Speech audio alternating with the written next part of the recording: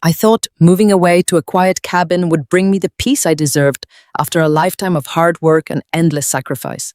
Instead, my own children looked me dead in the eye and abandoned me for a pile of cash. They ignored my calls. They left me to rot alone in my golden years. But their overwhelming greed is going to backfire in the most spectacular way possible. Because my final will reveals a shocking truth they never saw coming. I am so glad you are here with me today. If you are watching this video, please like and subscribe to Her Golden Year Stories. Let me know in the comments where you are watching my story of revenge from. Your support means the world to me. My name is Evelyn. I am 68 years old. For 40 years, I emptied my own cup to make sure my children had cups that overflowed. I spent decades working incredibly long and stressful hours as a high school principal. I dealt with endless board meetings, unruly teenagers, and strict district budgets just to provide a perfect and comfortable life for my son Connor and my daughter Sarah. My husband and I denied ourselves vacations, new clothes, and expensive dinners so our children could have everything their friends had. We wanted them to start their adult lives without any financial burdens. When my beloved husband passed away 2 years ago, I honestly thought my children would rally around me. I thought the family we had built together with so much love and sweat would be my safe harbor in the darkest time of my life. I was painfully, devastatingly wrong. It was a chilly Tuesday evening in late October when I asked Connor and Sarah to come over to the house. I had spent the entire afternoon carefully preparing a classic pot roast with roasted vegetables. I hoped a nice warm family dinner would set the right mood for my big announcement. The house we lived in was a massive, pristine suburban home in a wealthy neighborhood in Ohio. It was simply too big for one person to maintain. The empty rooms constantly echoed with memories of a life that was no longer there, reminding me every single day of my profound loss. As we sat around the large mahogany dining table, the atmosphere felt incredibly disconnected. Connor was busy checking his phone under the table, barely touching the food I had cooked for him. His wife, Brenda, was openly scrolling through social media, totally ignoring the conversation. Sarah and her husband Tom were whispering to each other about an expensive ski vacation they desperately wanted to take. Nobody asked how I was doing. Nobody noticed the dark circles under my eyes or how thin I had gotten since their father died. I took a deep breath, tapped my spoon gently against my water glass to get their attention, and smiled warmly at the four of them. I told them I had some wonderful news to share. I announced that I was finally selling this massive house. I explained that I had already found a beautiful, modest, and peaceful cabin near a clear blue lake in upstate New York. It was exactly the kind of place their father and I had always dreamed of for our retirement. It was a place to read old books, plant a vegetable garden, and watch the sunrise over the water every morning. I genuinely thought they would be happy for me. I thought they would smile and tell me that I had worked hard enough and that I finally deserved to rest and find some peace. Instead of smiles, the temperature in the dining room seemed to drop 10 degrees instantly. Connor dropped his phone onto the table with a loud, aggressive thud. Sarah stopped chewing her food and stared at me with her mouth slightly open, as if I had just announced I was committing a terrible crime. They exchanged a rapid, calculating look that I had never seen before. It was a look of sheer panic and naked greed. Connor leaned forward heavily over his plate, his eyes narrowing in suspicion. He asked me in a demanding tone exactly how much the house was selling for. I proudly told him that the real estate market was very strong, and I had received an incredible cash offer for $800,000. I expected a congratulatory remark or a sigh of relief that my future was secure. Instead, Sarah practically jumped out of her chair. She slammed her hands down on the mahogany table and demanded to know what exactly I planned to do with all of that cash. Her voice was sharp, loud, and completely lacking any warmth or affection. She asked if I was seriously going to waste a fortune on a cheap, isolated cabin in the woods. Brenda crossed her arms tightly across her chest and glared at me with pure disdain. Tom shifted uncomfortably in his seat, but quickly nodded his head in agreement with his wife. I sat there completely bewildered by their hostility. I calmly explained that the cabin was very inexpensive. I told them that the vast majority of the money would sit comfortably in my retirement accounts to ensure that I would never become a financial burden to them in my old age. I told them I just wanted to live simply and securely for whatever time I had left. That was entirely the wrong answer. Connor slammed his fist onto the table so hard that the silverware rattled loudly against the plates. He raised his voice aggressively, demanding to know why I was hoarding all of the family money. Without an ounce of shame, he confessed that he was drowning in massive credit card debt. He admitted that he had completely maxed out his accounts trying to keep up appearances at his corporate sales job. He complained that his colleagues all drove expensive vehicles and that Brenda desperately needed a new luxury car just to fit in with their social circle. He actually demanded that I hand over a huge chunk of the house sale money right then and there to wipe his slate clean. Before I could even process his outrageous and entitled demand, Sarah chimed in with a shrill, piercing tone that hurt my ears. She threw a full-blown tantrum right in the middle of my dining room, acting exactly like she did when she was a toddler, denied a toy. She claimed that she and Tom desperately needed a much larger house in a better school district. She argued passionately that since she wanted to have a third child soon, it was my absolute duty as a grandmother to give her a massive down payment immediately. She looked me up and down and literally told me that an old woman like me had absolutely no use for $800,000 while she had an entire future and a growing family to build. I looked at the 2 children I had raised with every ounce of my energy. I looked at the children I had sacrificed my youth, my sleep, and my personal dreams for. I felt a cold, hard knot form deep in my stomach. The illusion of my loving family was crumbling right before my eyes. I spoke to them gently, but with an unwavering firmness that I did not know I possessed. I told them very clearly that this was my retirement money. I reminded them that their father and I had paid for their expensive college tuitions in full so they could graduate debt-free. I reminded them that we bought them their first reliable cars and funded their incredibly lavish weddings without ever asking for a single dime in return. I told them that they were healthy, capable adults with good jobs, and it was long past time for them to solve their own financial problems. I said that I loved them deeply, but I was absolutely not going to give away the financial security I had worked 40 long years to build just to fund their reckless lifestyles. Connor stood up abruptly, kicking his chair back so violently that it scraped loudly against the polished hardwood floor. His face was bright red with unchecked fury. He looked down at me from across the table. His eyes held no love, no respect, and no gratitude. He looked at me with pure, unadulterated hatred.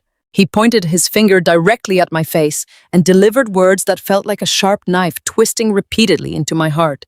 He told me that if I selfishly moved to the middle of nowhere and wasted their rightful inheritance on some cheap cabin, I should not expect them to ever visit me. He took a deep breath, looked me dead in the eye, and said with a chilling calmness that I was dead to them. Sarah stood up immediately, aggressively grabbing her expensive designer purse from the back of her chair. She glared at me and told me I was the most selfish and awful mother in the world. Brenda and Tom quickly followed them toward the hallway without uttering a single word of gratitude for the dinner I had cooked or a single word of goodbye. The heavy oak front door slammed shut so incredibly hard that the pictures on the wall shook. I was left sitting completely alone at the large mahogany dining table. The pot roast was getting cold on the plates. The massive house was completely silent except for the sound of my own shallow breathing. My heart was completely shattered into a million unrecognizable pieces. I realized in that quiet, terrible moment that my children did not see me as a human being or a mother. They saw me merely as an open bank vault. And because I had dared to close the vault doors, they were entirely willing to walk away from me forever. The morning of the move arrived with a heavy gray sky that perfectly matched the crushing weight in my chest. I woke up long before dawn. My bones ached with that deep, familiar stiffness that comes not just from being 68 years old, but from carrying a burden that was never meant to be carried alone. The massive suburban house, the one that had echoed with the laughter of my children and the steady footsteps of my late husband, was completely silent. It was the kind of silence that rings in your ears and makes you acutely aware of your own solitude. I stood in the middle of the living room surrounded by a mountain of cardboard boxes. Each box held a piece of my life. 40 years of memories packed tightly into square brown containers. I bent down to lift a box filled with old family photo albums. A sharp pain shot up my lower back, forcing me to drop it back to the floor with a heavy thud. I leaned against the bare wall, massaging my aching muscles, trying to catch my breath.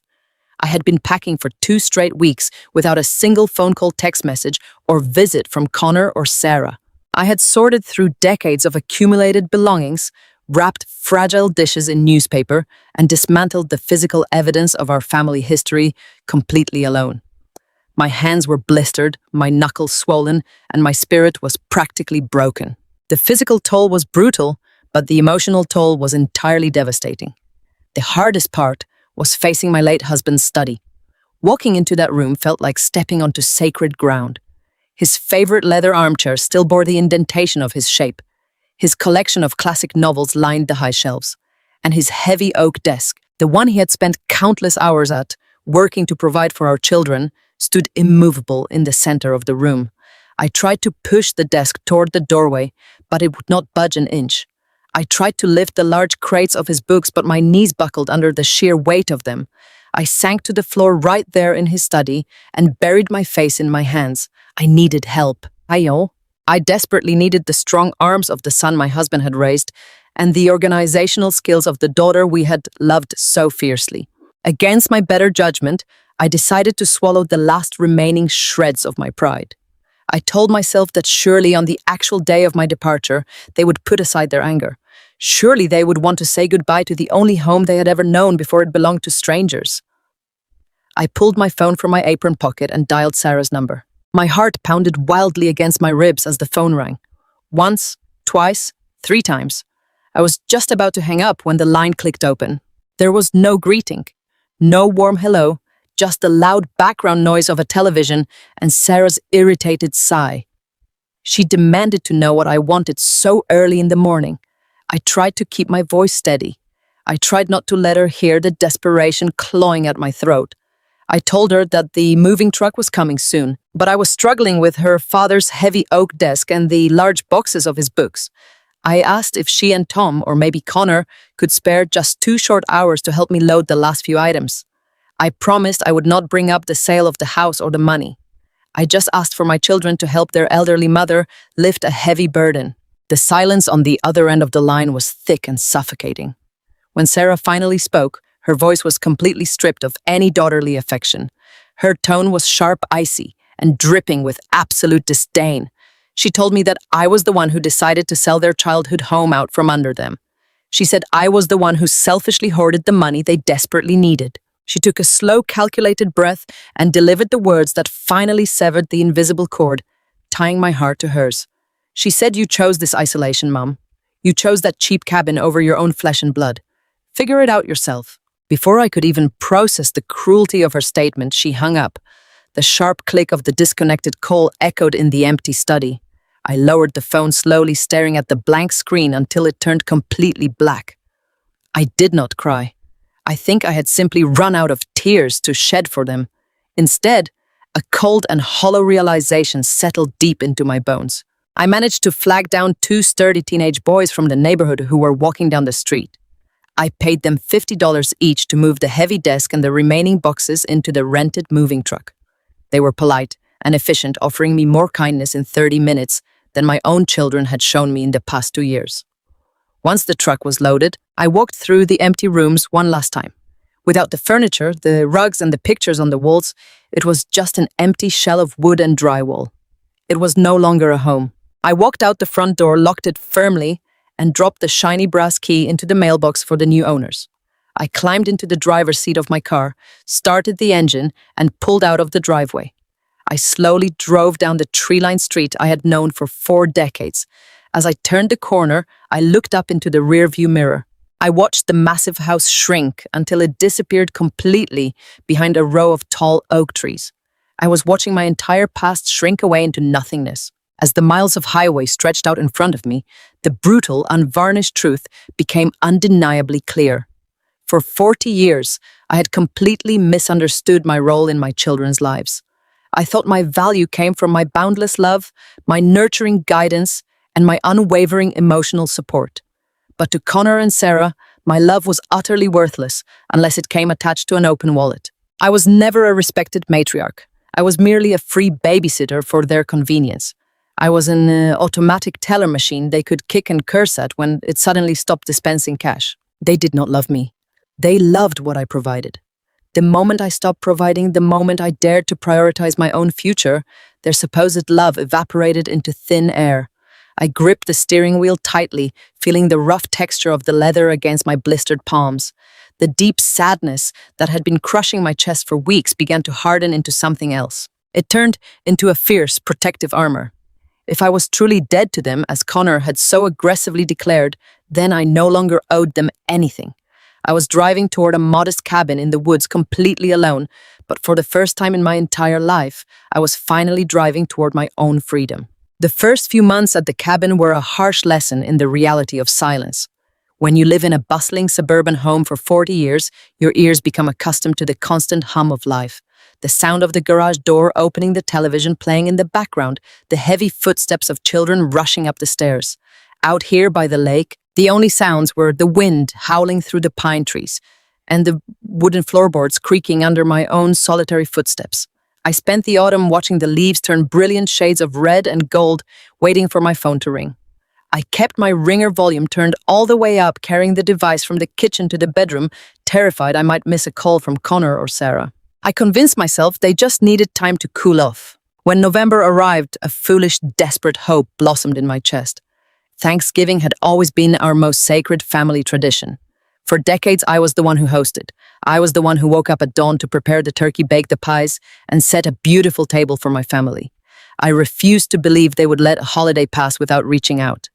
So I went to the local grocery store and bought a small turkey breast, sweet potatoes, and the exact ingredients for the pecan pie Sarah always loved. I spent all of Thanksgiving morning cooking. I set the small wooden table for one, placed my phone right next to my plate, and waited. The afternoon stretched into evening. The food grew cold. The phone remained completely silent. Eventually, I surrendered to a dark temptation and opened my social media applications. There it was displayed in bright, cheerful colors on my screen. Connor and his wife Brenda were posing in a massive, beautifully decorated dining room surrounded by Brenda's extended family. Connor held a carving knife over a huge turkey, laughing brightly. Just a few posts down, Sarah had uploaded a gallery of photos from a luxury resort. She and Tom were smiling, holding tall glasses of champagne. The caption under her photo felt like a physical blow. It read, "So incredibly blessed to spend the holidays with my real family." The word real echoed in my mind, mocking me. I slowly closed the application, wrapped up the untouched food, and threw it straight into the garbage. By the time Christmas rolled around, the landscape was buried under 2 feet of heavy, blinding snow. The cold outside was nothing compared to the freezing reality settling into my heart. I did not bother putting up a tree. I did not bake any cookies. Still, I bought 2 modest gift cards, put them in elegant envelopes, and mailed them to my children's addresses with a simple note wishing them a Merry Christmas. I tracked the envelopes online. I knew the exact day and time they were delivered. They were received, but not a single text message or email came back to acknowledge them. Instead, my tablet screen filled with more lavish displays of their lives. I saw photos of Sarah and Tom on that expensive ski vacation they had whispered about at my dining table months ago. I saw Connor showing off a brand new, wildly expensive watch. They were living large, spending money recklessly and utterly erasing my existence from their world. Their silence was no longer just a byproduct of anger. It was a deliberate, calculated punishment. They wanted me to feel the full weight of my isolation. They wanted to starve me of affection until I broke down and begged for their forgiveness with my checkbook in hand. But the true breaking point did not come from a holiday. It came in the dead of winter during the final brutal weeks of January.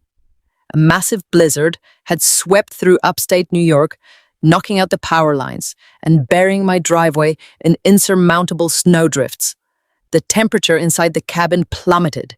It was during this storm that I caught a terrible, aggressive strain of the winter flu. It started as a dull ache in my joints, but within 24 hours, it escalated into a raging fever. My chest burned with every shallow breath.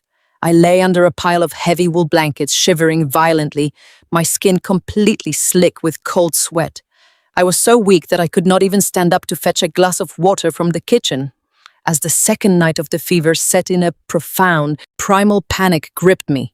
The darkness of the freezing cabin felt suffocating. My breathing became ragged and shallow. I was 68 years old, completely alone, and miles away from the nearest hospital. A terrifying thought crossed my delirious mind. What if I die right here in this bed and nobody even notices for weeks? In a moment of pure, desperate vulnerability, my pride completely shattered. I reached for my phone on the nightstand. My fingers were trembling so badly I could barely unlock the screen. I did not want to argue about money. I did not want an apology. I just needed to hear my son's voice. I needed someone in this world to know that I was in danger. I found Connor's contact and pressed the call button. I held the phone to my burning ear, listening to the agonizingly slow ringing tone. It rang once, it rang twice, and then abruptly, the line went dead. A sharp mechanical beep signaled that the call had been sent straight to voicemail. He had not simply missed the call. He had looked at his phone, seen his elderly mother's name flashing on the screen, and actively pressed the button to decline it. He chose to silence me. I dropped the phone onto the floor. I stared up at the dark wooden beams of the ceiling, listening to the wind battering the frozen windows. The fever continued to rage through my body, but something inside my soul turned completely to ice. The desperate weeping mother inside me finally died that night. The woman who made excuses for her greedy children ceased to exist. I realized that I had spent the last several months mourning a version of my children that simply was not real. I was mourning a fantasy. Lying in that freezing dark room, I stopped crying for Connor and Sarah. The children I had sacrificed my life for were gone, replaced by callous strangers who would gladly let me perish if it meant they could finally cash out my estate. I closed my eyes and allowed the cold, hard reality to wash over me. I accepted my isolation. I embraced it. I promised myself that if I survived this terrible night, I would never, ever allow them to make me feel helpless again. I survived that terrible fever by the grace of sheer willpower and the basic human instinct to keep breathing. When my temperature finally broke 2 days later, I was incredibly weak, exhausted, and desperately hungry. I managed to dress myself in heavy winter layers, wrapping a thick wool scarf around my neck to fight off the lingering chills. I drove my car slowly and carefully into the small town square to get some warm food, gripping the steering wheel tightly to keep my hands from shaking. I walked into a modest local diner, the kind of place with worn red vinyl booths, a checkered tile floor, and the comforting smell of strong black coffee lingering in the air. My legs were shaking so badly that I practically collapsed into the nearest booth, closing my eyes and trying to catch my breath. That was the exact moment Clara walked into my life. Clara was 25 years old, a waitress at the diner, and a hard-working single mother taking on double shifts just to keep a roof over her toddler's head. She came over to hand me a plastic menu, but she stopped dead in her tracks when she saw my pale, sweating face. She did not look at me with the polite indifference of a stranger or the annoyed impatience my own daughter always showed me. She looked at me with genuine, deep concern. She immediately put the menu down and asked me if I was feeling all right.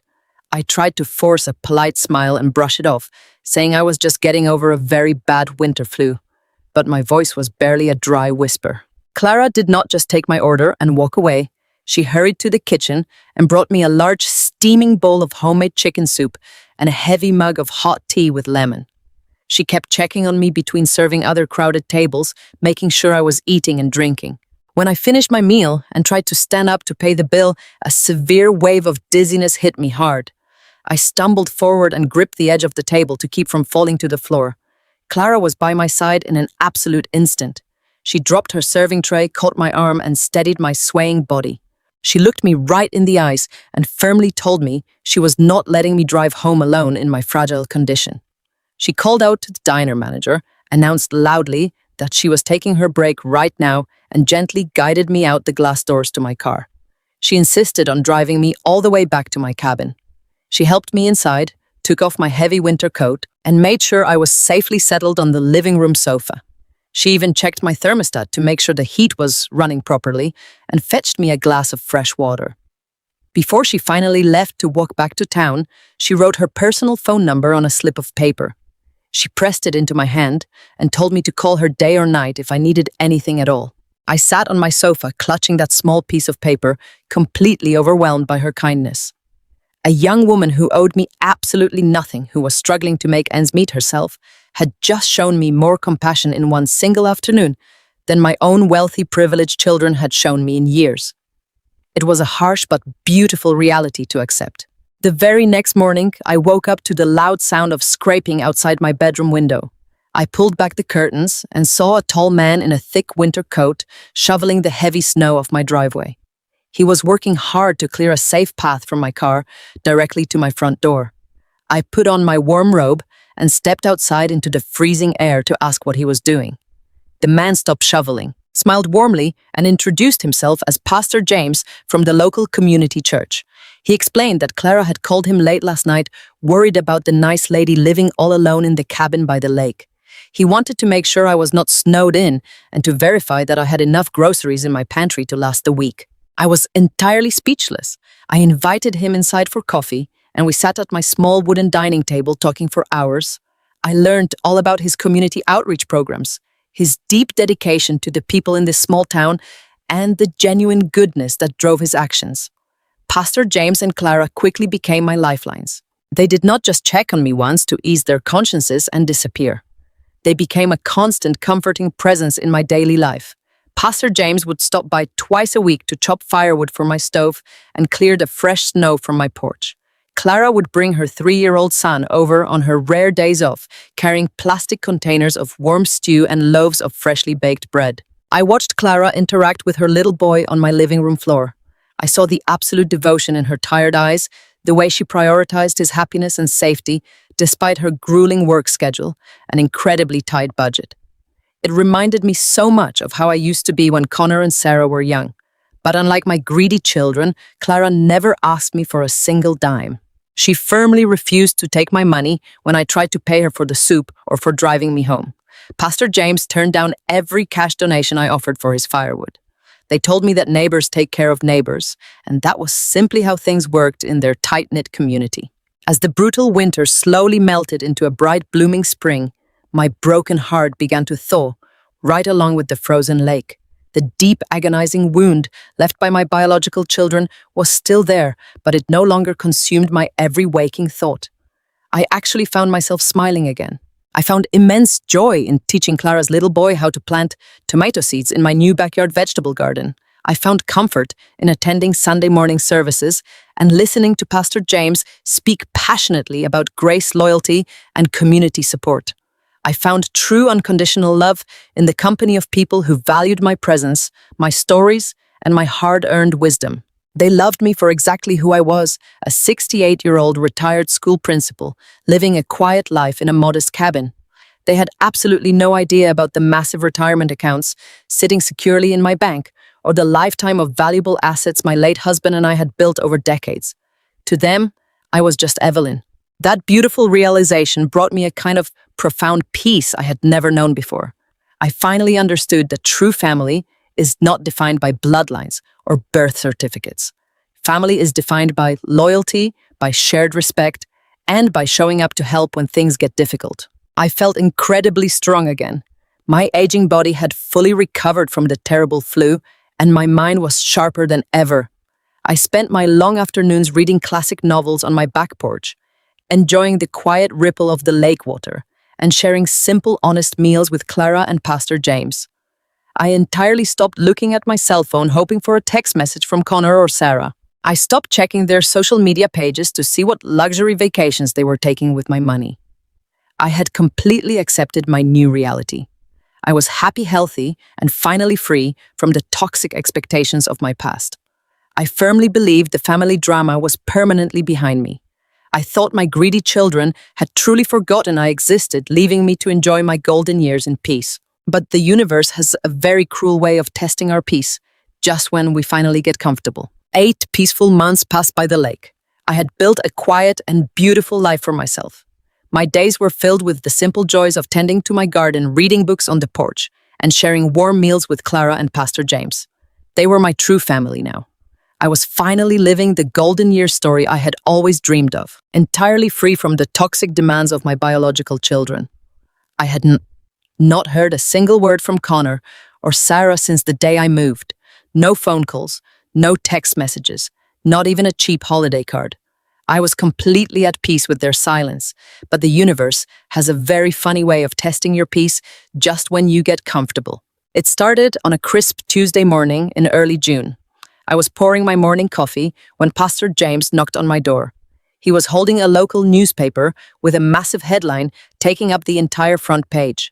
A major corporate developer from the city had just secured the zoning rights to build an ultra-exclusive luxury resort directly across the lake. The project promised high-end spas, massive golf courses, and private boat docks for the extremely wealthy.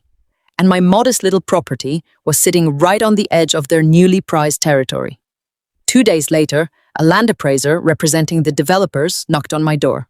He walked the perimeter of my property, took dozens of photographs, and sat down at my kitchen table with a very serious expression. He looked me right in the eye and offered me a staggering piece of information.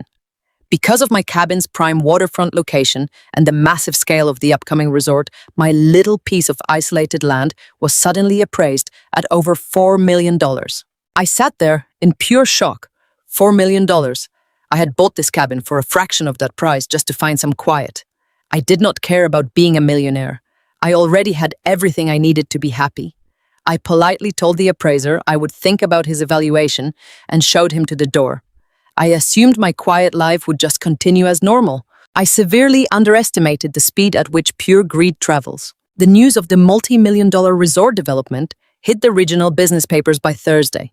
By Saturday morning, the peaceful silence of my dirt driveway was completely shattered by the loud crunching of heavy tires on gravel. I was standing at the kitchen sink washing my breakfast dishes when I heard a vehicle approach. I wiped my hands on a towel and looked out the front window. A massive, brand new black luxury SUV pulled up right next to my small vegetable garden. The vehicle was so ridiculously shiny and out of place against the rustic backdrop of pine trees and dirt roads. My heart skipped a beat as the car doors opened. Out stepped Connor wearing a crisp designer polo shirt, looking around the rustic property with a poorly disguised sneer. Then came Sarah, stepping carefully onto the dirt in high-heeled shoes, clutching a large woven gift basket wrapped in expensive cellophane. Brenda and Tom followed closely behind them, carrying fancy bottles of wine and boutique bakery boxes. I stood completely frozen behind the curtain. For 8 long months, they had ignored my existence. They had let me move alone, left me to suffer through a terrifying winter flu, and told me I was dead to them. And now, exactly 2 days after my land became a gold mine here, they were marching up my wooden steps like they owned the place. Before they could even knock, I opened the front door. Sarah practically lunged at me. She threw her arms around my neck, squeezing me in a tight, suffocating hug that smelled heavily of expensive perfume. She cried out in a loud, dramatic voice, telling me how much she had missed her beautiful mother. She said the house felt so incredibly empty without me, and that they had been worried sick about my health all winter long. Connor stepped up next, wrapping his broad arms around me and kissing my cheek. He handed me a bottle of wine and apologized profusely for being so busy with his corporate work. He looked at me with wide, fake eyes and said they realized family is the most important thing in the entire world, and they simply could not stay away another day. Brenda and Tom chimed in with equally sickening, overly sweet greetings, praising the fresh air and complimenting my little cabin as if it were a charming palace. I was absolutely stunned by their sheer audacity. The absolute lack of shame it takes to completely abandon your aging mother and then show up grinning the exact moment she becomes a millionaire is something I still struggle to comprehend today.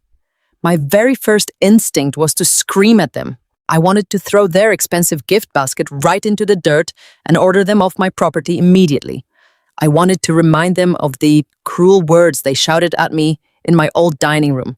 But decades of dealing with unruly teenagers and navigating difficult school board politics had taught me a very valuable lesson about patience.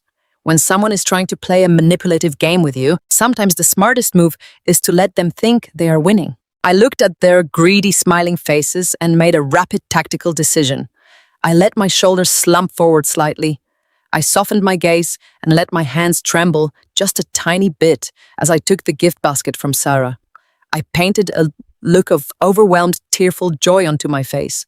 I told them in a weak, wavering voice how lonely I had been and how incredibly happy I was that my precious babies had finally come back to me. I invited them inside, playing the role of the frail, forgetful, desperate old woman who was just so grateful for a crumb of their attention. I served them tea with shaky hands and listened to their fake stories, all while a cold and calculated anger burned bright and steady deep inside my chest. I knew exactly why they were sitting in my living room, and I was going to let them dig their own graves right in front of me. The rest of the afternoon was an exhausting and sickening performance. Connor and Sarah, along with Brenda and Tom, loudly insisted that they were going to stay for the entire weekend. They claimed they simply could not bear to leave their fragile and precious mother alone for another minute. They paraded around my modest cabin, unpacking their designer overnight bags in my small guest room and loudly discussing how they were going to completely take over my care. Connor even made a grand show of tightening a slightly loose screw on the front door hinge, loudly bragging about how the man of the house was back to protect me. It was utterly suffocating. Every fake smile, every overly sweet pet name they called me, felt like rough sandpaper against my skin. I played my part flawlessly. I let my shoulders slump. I kept my voice soft and shaky, and I thanked them repeatedly for finally coming back to me. By early evening, the tension of keeping up this frail facade was making my head pound. I told them I was going into the kitchen to brew a large pot of chamomile tea to calm my nerves. Sarah waved me off dismissively, already opening a second bottle of my expensive wine that she had found in the pantry. I walked into the kitchen and leaned heavily against the counter, closing my eyes to gather my strength. I pulled my smartphone out of my pocket. I wanted to send a quick voice message to Clara. I needed to let her know that my children had suddenly appeared and that she should not worry if I did not answer the door for my usual evening check-in. I opened the recording application and pressed the big red button. Right at that exact second, Connor shouted my name from the living room, asking where I kept the good crystal wine glasses. The sudden and loud noise startled me. My heart jumped into my throat. I quickly set my phone face down on the granite kitchen counter and hurried out to point him toward the upper cabinet.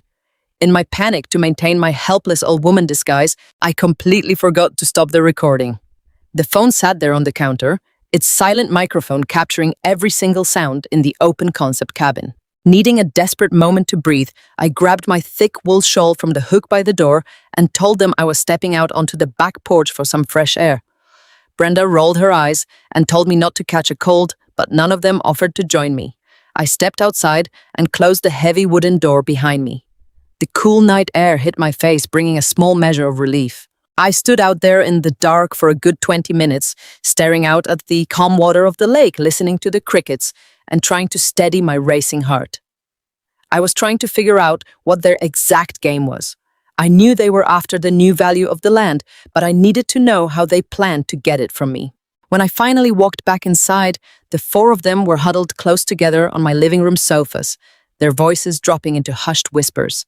The second they heard the door latch click, I shuffled past them, rubbing my arms as if I were freezing, and made my way back into the kitchen. I poured the hot water into my mug and reached for my phone. When I flipped it over, the screen was still brightly lit. The voice memo timer was ticking past 25 minutes. A cold spike of adrenaline shot through my veins. I quickly hit the stop button, saved the audio file, and shoved the phone deep into my cardigan pocket. I brought the tea out, the living room, claimed I was simply too exhausted from the excitement of their visit, and excused myself to bed. Sarah gave me a tight, unfeeling hug, and Connor patted my head exactly like one would pat a slow and obedient dog. I walked into my bedroom, locked the door firmly behind me, and sat down on the edge of my mattress. The cabin grew quiet as the hours passed, eventually settling into the steady rhythmic sounds of my children snoring in the guest rooms down the hall. My hands were shaking violently as I pulled the phone from my pocket. I plugged in my small white earbuds, opened the saved audio file, and pressed play. For the first few minutes, there was only the sound of me walking away and the heavy door closing. Then the clinking of wine glasses rang clearly through the speakers. Connor was the first to speak. His voice was no longer the sweet and concerned tone he had used with me just hours before. It was harsh, arrogant, and dripping with raw greed. He laughed coldly and told the group that I was completely clueless. He said she does not even know the land is worth $4 million. She is completely out of her mind. Then Sarah chimed in her voice, slicing through the audio like a razor blade. She told them they needed to move fast before I accidentally found out the truth or talked to a real estate agent. Brenda asked what the actual plan was, her tone filled with eager anticipation. Connor laid it out with a terrifying and clinical precision. He told them that once they get me declared mentally unfit by a doctor, He would easily secure full power of attorney. He bragged that he would sign the luxury developer contract as my legal proxy the very next day. Tom muttered something about what they would do with me after they got the cash. Sarah let out a sharp and malicious laugh. She said they would take the 4 million, split the money evenly between the two couples, and put me in a cheap state-run facility where I could not cause them any more problems. She then lowered her voice to a vicious and hateful hiss. She told them they also needed to make absolutely sure that waitress Clara gets nothing. She said that local trash had been hovering around me, and they needed to lock down my estate before I tried to leave my remaining money to a complete stranger. I sat frozen in the dark bedroom. The recording ended, leaving a ringing silence in my ears. The sheer and calculated evil of their plot washed over me like freezing water. They were not just here to manipulate me into selling the land. They were actively conspiring to steal my basic human rights, strip away my entire fortune, and lock me away in a miserable institution until I died. They wanted to destroy the only real friendships I had left. I pulled the earbuds out, my chest heaving with deep and silent breaths. The last lingering shred of a mother's hope evaporated into the cold night air. I realized I was no longer dealing with my children. I was dealing with ruthless and dangerous predators, and I knew with absolute certainty that I had to strike back before they could destroy the rest of my life. I did not march out of my bedroom and scream. I did not throw their expensive wine glasses against the wall or demand that they pack their designer bags and get out of my cabin. 40 years of dealing with manipulative teenagers and difficult parents as a high school principal had taught me one undeniable truth. If you want to catch a predator, you never let them know you see the trap. You just quietly build a bigger one. I spent the rest of that night staring at the ceiling, letting the cold reality harden my heart into solid steel. By the time the morning sun peeked through the pine trees, the devastated, heartbroken mother was gone forever. In her place was a woman who was ready for war. I walked out to the kitchen on Sunday morning and played my part flawlessly. I cooked them a massive breakfast of bacon, eggs, and fluffy pancakes. I let my hands shake a little when I poured Connor his coffee. I smiled weakly when Sarah patted my shoulder and told me I needed to rest more. I listened to them talk about how they were going to come back very soon to help me organize my life. They were so incredibly confident in their own brilliance. They actually thought I was just a lonely, clueless old widow who was desperate for their crumbs of affection. When Sunday afternoon finally arrived, they loaded up their massive black SUV. Connor gave me a tight hug and promised he would call me every single day. Sarah kissed my cheek and told me not to worry about a thing because they were going to take care of everything from now on. I waved from my wooden porch until their shiny vehicle disappeared down the dirt road. The very second they were out of sight, my shoulders straightened. The frail posture vanished. I turned around, walked inside, and began to gather my armor. First thing Monday morning, I drove 2 hours straight into the city. I bypassed all the friendly local attorneys I knew in my rural area. I needed someone entirely different for this job. I had done my research late Sunday night and found Mr. Harrison. He was a brilliant, ruthless, high-powered estate attorney, known for destroying opponents in complex family litigation. His office was on the 30th floor of a sleek glass building, a place where people dealt in millions, not sentiments. I sat down in one of the plush leather chairs across from his massive desk. Mr. Harrison was a sharp man in his early 50s with calculating eyes.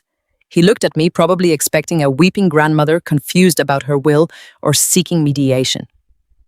I did not shed a single tear. I simply reached into my purse, pulled out my smartphone, placed it directly in the center of his polished desk, and pressed play. I sat in absolute silence as the recording filled the room. I watched Mr. Harrison carefully as he listened to my children's scheming.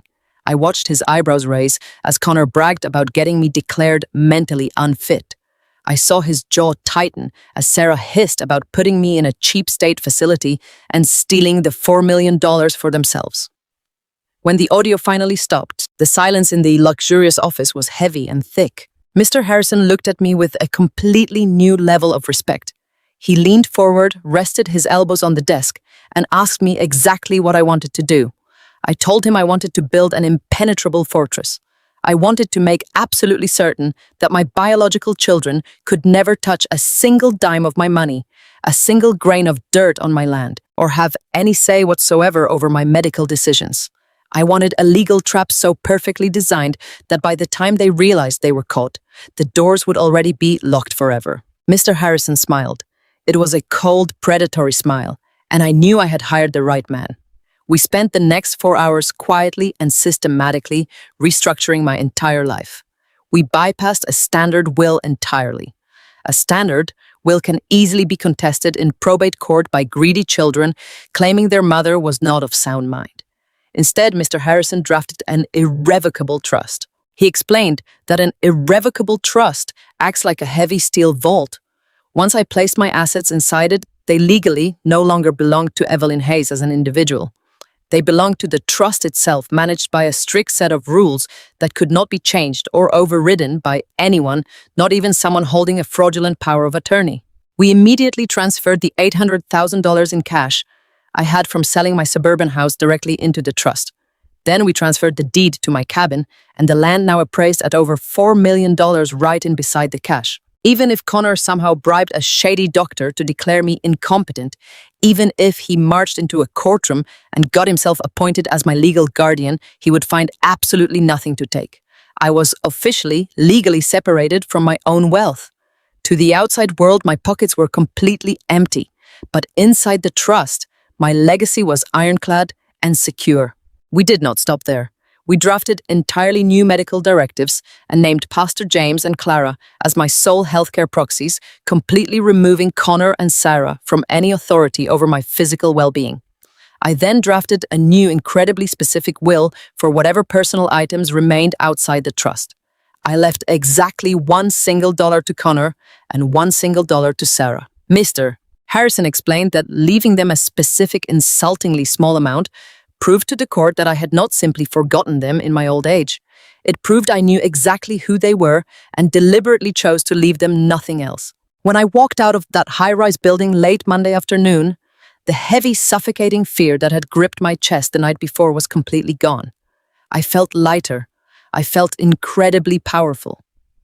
I drove back to my peaceful cabin by the lake and looked out over the sparkling water. My children thought they were playing a brilliant game of chess against a weak, defenseless opponent. They had no idea that I had just flipped the entire board. I went inside, brewed a fresh cup of tea, and calmly waited for their inevitable return. Exactly 2 weeks went by without a single phone call. I spent those 14 days tending to my garden, drinking my morning coffee on the back porch, and waiting for the inevitable. I knew my children, I knew their greed, and I knew that $4 million was a cent they could never ignore. When the familiar crunch of heavy tires on my gravel driveway finally broke the quiet Saturday morning air, I did not panic. I simply dried my hands on my kitchen towel, took a deep breath to steady my racing heart, and prepared for the greatest performance of my entire life. Through the front window, I watched their black luxury SUV come to a halt. The doors opened, and Connor and Sarah stepped out into the bright sunlight.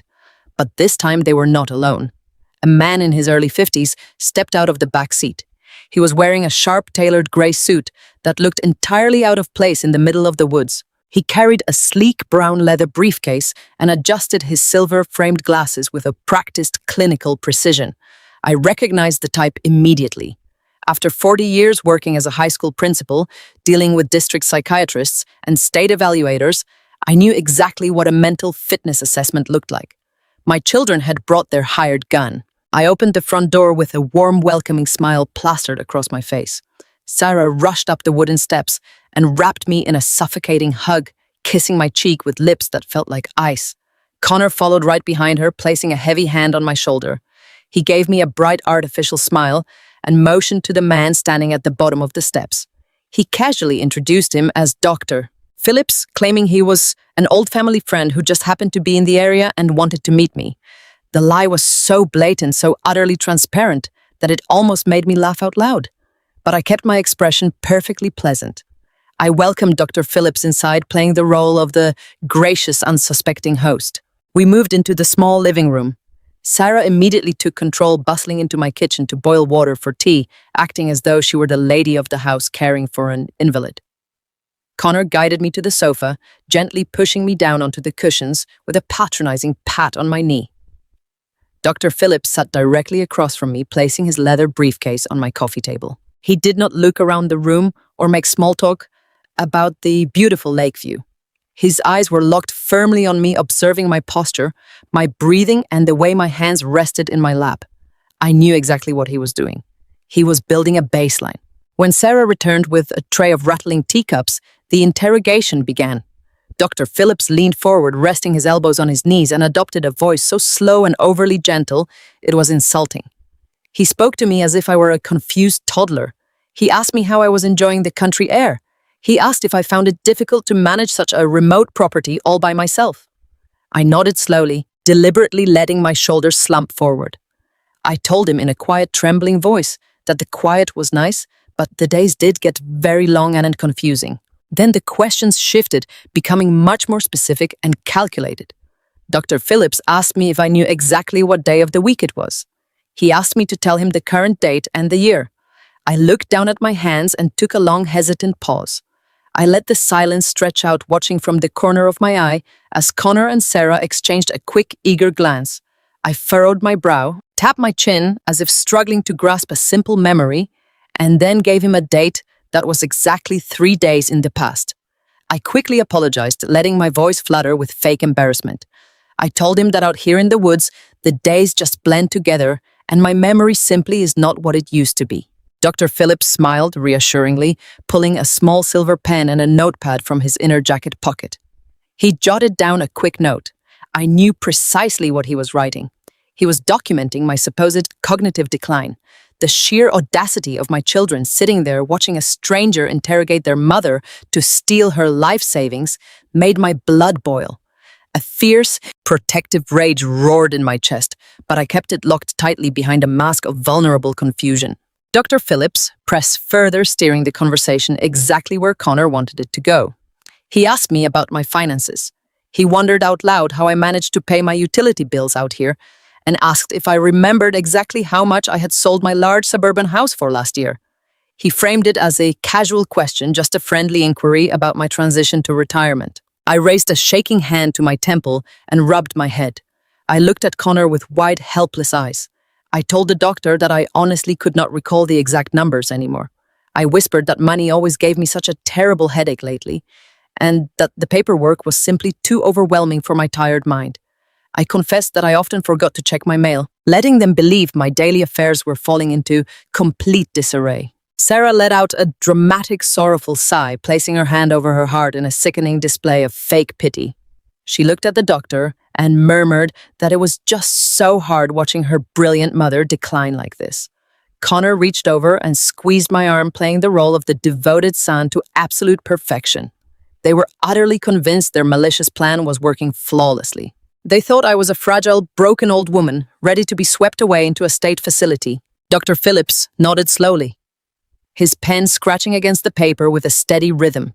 He looked at Connor and gave a subtle, confirming tilt of his head.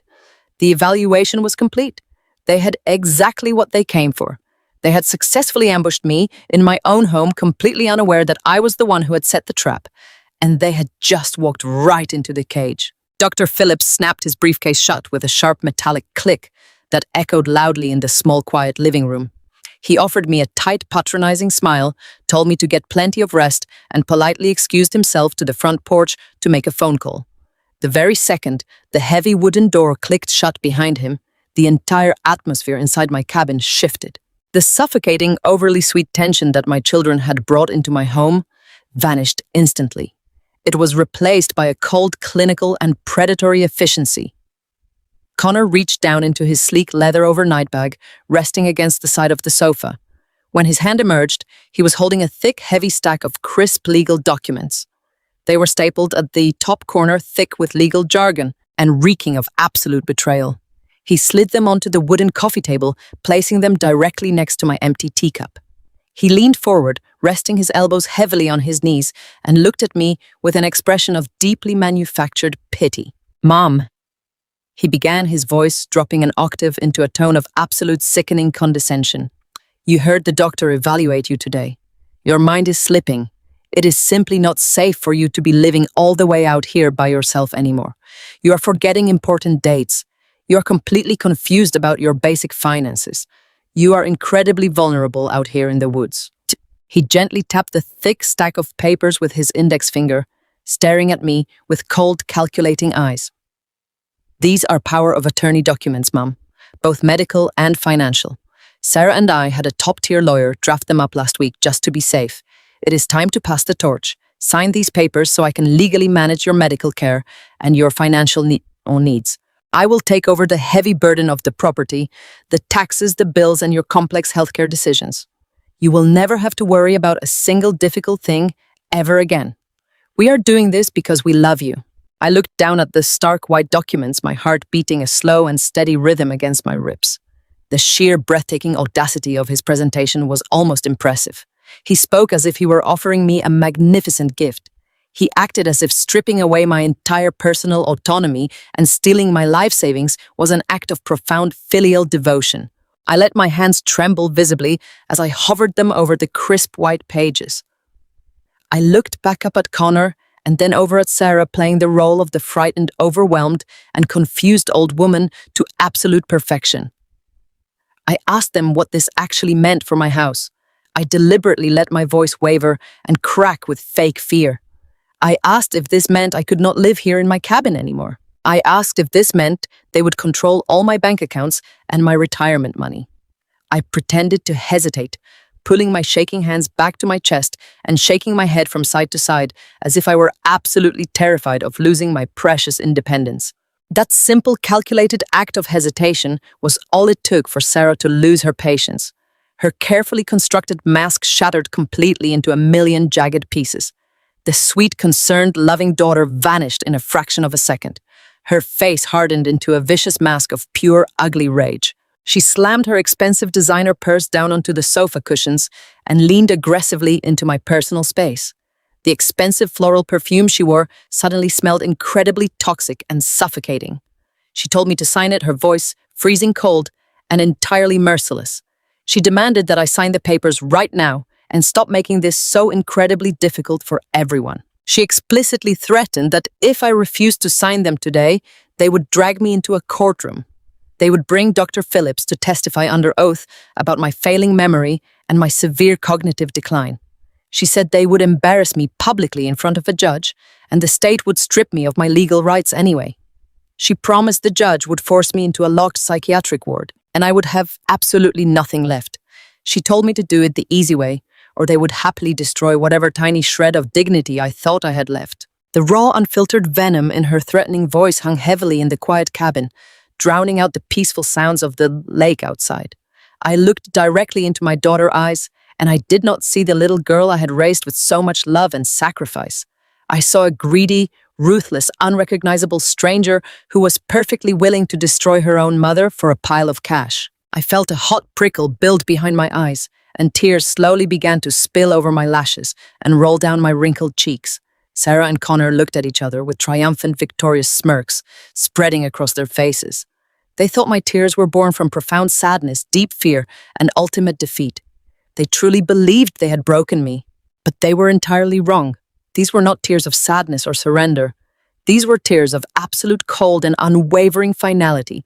This was the exact moment the very last thread of maternal guilt snapped cleanly in two.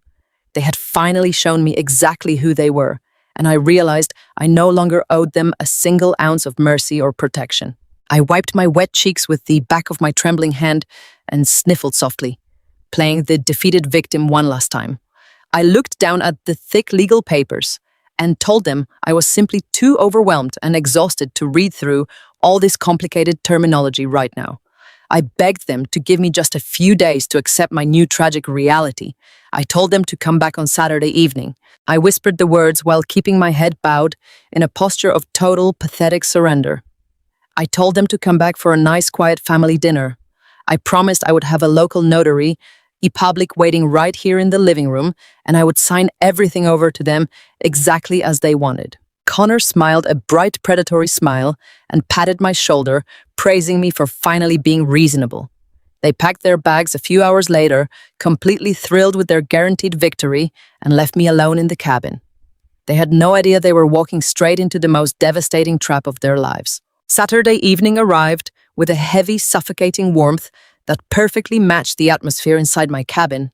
I had spent the entire afternoon preparing the dining room, setting the table with my absolute best porcelain plates, polishing the silverware until it gleamed and lighting tall white candles that cast dancing shadows against the rustic log walls. A beautifully roasted chicken sat in the center of the wooden table, surrounded by steaming side dishes of vegetables and fresh bread.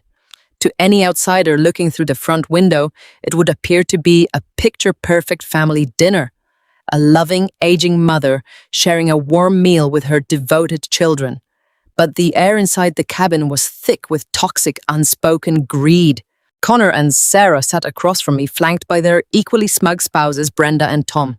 They ate my food with ravenous, greedy appetites, laughing loudly at their own jokes and pouring themselves generous glasses of my most expensive wine. Their eyes were glowing with a triumphant, hungry light.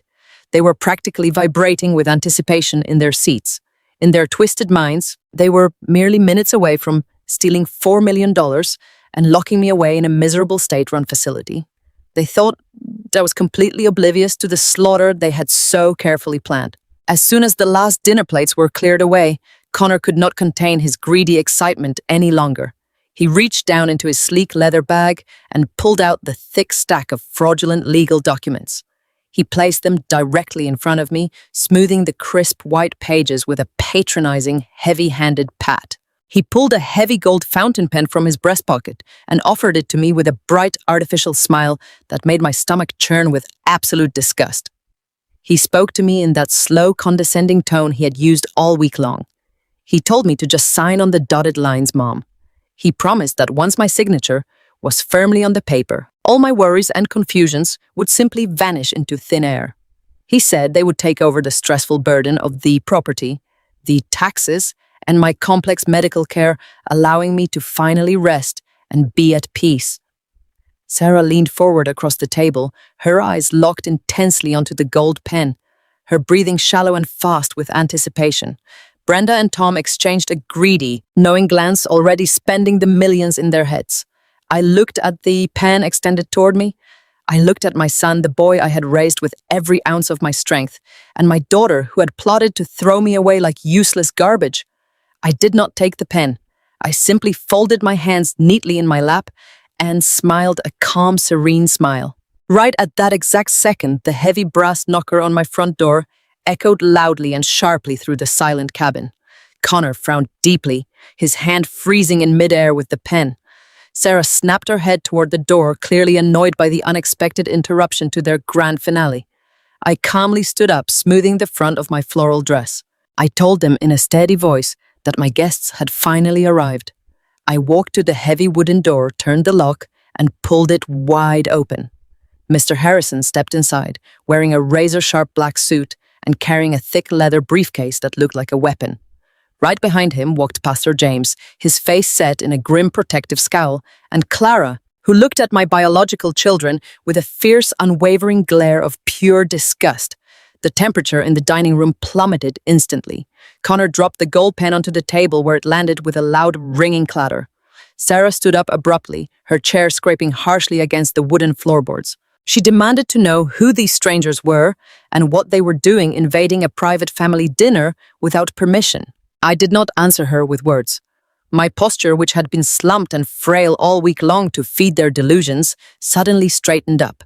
I pulled my shoulders back and lifted my chin, shedding the pathetic old woman disguise in a fraction of a second. I reached into my cardigan pocket, pulled out my smartphone, and placed it directly in the center of the dining table, right on top of their fraudulent legal documents. I pressed play and turned the volume all the way up. The crisp, clear audio of their voices filled the silent dining room. Connor was heard bragging loudly about getting me declared mentally unfit. Sarah was heard laughing maliciously, stating they would take the $4 million, split it evenly, and lock me in a cheap state facility where I could not bother them. The recording played the exact moment Sarah hissed that Clara, the waitress, must get absolutely nothing. As their own cruel, heartless words echoed off the cabin walls, the blood drained completely from their faces. Connor looked as if he had been physically struck by a freight train. Sarah gasped for air, her hands flying to her mouth in pure, unadulterated horror. Brenda and Tom backed away from the table, their eyes wide with sheer panic. The triumphant smirks they had worn all evening were entirely obliterated, replaced by the naked terror of being caught red-handed. When the recording finally finished, the silence in the room was absolutely deafening. I looked at my children with eyes dripping with ice. I told them that their brilliant plan had one major fatal flaw. I was never the frail, forgetful old woman they desperately wanted me to be. Mr. Harrison stepped forward, his presence commanding total, undeniable authority. He opened his briefcase and dropped a stack of genuine, legally binding documents onto the table covering their useless, fraudulent papers. He announced in a cold, professional voice that my entire estate had been restructured days ago. He informed them that my cash and the deed to this valuable property had been permanently transferred into an irrevocable trust. He smiled a sharp, ruthless smile and delivered the ultimate devastating blow. He told them the $4 million land deal with the luxury resort developers had already been signed, sealed, and fully finalized that very morning. The funds were completely secured inside the impenetrable trust, and Connor and Sarah had absolutely zero legal standing to ever contest it. Connor stammered, stumbling backward, his hands shaking violently as he realized his multi-million-dollar payday had just evaporated into thin air. Sarah began to cry loudly, reaching out for me, begging me to listen to her, claiming they were just stressed and did not truly mean those horrible things on the recording. I raised my hand and silenced her instantly with a single sharp look. I picked up my final will and testament from Mr. Harrison's stack of papers. I read the final clause out loud, my voice ringing with total, uncompromising finality. I told them that to my biological children, Connor and Sarah, I leave exactly $1 each. I explained that this specific sum legally proves I'm of sound mind and deliberately chose to disinherit them, permanently preventing them from ever contesting my will in any court of law. I looked at Clara and Pastor James, the beautiful people who had actually shown me true love and devotion when I had absolutely nothing to give them in return. I announced to the room that the rest of my entire estate, every single penny of the $4 million, goes directly to Clara, to Pastor James's Community Outreach Fund, and to a specialized charity dedicated to protecting abandoned seniors from financial abuse. I looked back at my biological children, who were now sobbing, shaking, and hyperventilating in the center of my living room, their entire greedy world completely shattered. I pointed my finger straight at the front door. I told them the charade was permanently over. I told them to pack their expensive designer bags, get in their shiny luxury car, and get out of my house forever. The fallout from that evening was remarkably fast and absolutely devastating for them. Connor and Sarah had foolishly bet their entire financial survival on that $4 million land deal. I soon learned from Mr. Harrison that they had both taken out massive loans and completely maxed out their credit cards, fully expecting to pay it all back the very minute they got me locked away in a cheap facility. Without my money to bail them out, their fake and luxurious lives collapsed like a fragile house of cards in a hurricane. Within 2 short months, Connor had his shiny new luxury car aggressively repossessed right out of his corporate office parking lot in the middle of the day. Sarah and her husband were forced to drastically downsize, moving out of their massive suburban home and into a cramped apartment as their suffocating debts finally caught up with them and swallowed them whole. They had banked on my destruction to fund their greed, and instead, they destroyed themselves. I heard about their total financial ruin through the local gossip mill, but I did not feel a single ounce of guilt. I did not shed a tear for them, not a drop. Instead of mourning the biological children who tried to destroy my life, I finally found true and lasting peace. Today, the sun is shining brightly over the clear water of the lake, and the crisp morning air is filled with the sweet sound of innocent laughter. I'm sitting comfortably on my back porch, sharing a pitcher of freshly squeezed lemonade with Clara. Thanks to the educational fund I specifically set up for her through my trust, she finally quit her exhausting double shifts at the diner. She's now a full-time nursing student, completely thriving in her classes and working toward a beautiful career. Her little boy is happily running around my backyard vegetable garden, chasing colorful butterflies and joyfully calling me grandma. I watch him play in the dirt, perfectly safe and loved, and my heart feels incredibly full. This entire terrible nightmare taught me the most valuable and profound lesson of my 68 years on this earth. I learned that giving birth does not make a family. Loyalty and respect do. Sometimes the most loving thing you can do for yourself is to close the door on the people who only loved what you could give them. Blood means absolutely nothing if it is laced with greed and entitlement. I am Evelyn, and I finally have the beautiful family I truly deserve. If you liked my story, you can support me by making a donation so I can write more stories. I would love to hear your opinion, so please share your thoughts with me in the comments. I am always curious about what you all think. For more life stories like this, please like the video and subscribe to my channel. Thank you so much for your sweet support. Until next time.